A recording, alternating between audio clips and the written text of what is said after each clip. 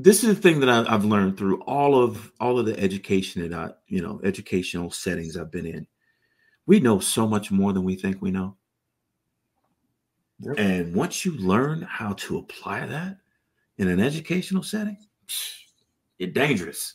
Yes. You are dangerous. Extremely dangerous. You're right. And I would love for our young people to realize that life has taught us as Black people so much. Resilience, for one. Oh, big one. Yeah. Yeah. And if and I refuse to play victim. And I think that the thing is a lot of us want to use that victimhood as a weapon, as an excuse. Oh yeah, keep going, man. You know? And let's go. Here's the thing: life don't care. Nope. You're making those excuses only to yourself. Yep. That's and life doesn't owe you understanding. No. Okay. Just because you grew up on the south side of Chicago, went through all that stuff, you got to go out here and make a life for yourself, man. Yeah.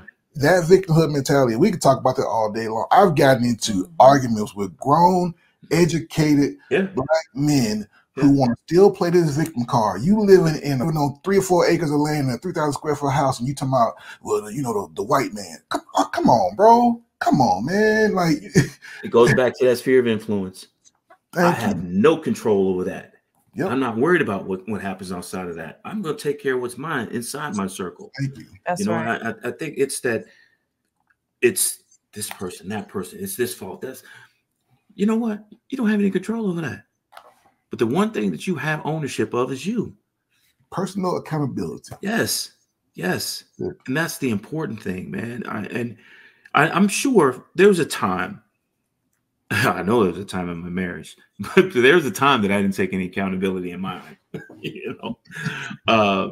God, I got stories of everything. This is 56 years of living, man. Oh yeah. Go. So early in our marriage, man, we were going through it, and Ev was like, we need to go to counseling, and I'm reluctant, and I'm arrogant, loud. And that was one of the things she told me early when we met. She's like, I don't like you because you're loud, you're arrogant.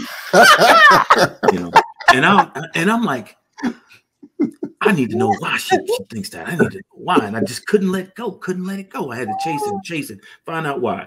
So anyway, we go to the first counselor, and this lady, she's listening to what's going on and what's happening. And she looks at me and she's like, you think you can do whatever the hell you want to do. Mm-hmm. Anything, and there's no consequence for what you do. And I was like, "Oh, you don't even know me." And I got up and walked out. I did not want to hear what I was hearing. I didn't want to hear it. Yep. Was she right? Yeah, she was right. She was right. She was right. She was right. And I had to humble myself. Right. And I say that to say. Mm-hmm. We need to humble ourselves as a people. Thank you. Yeah.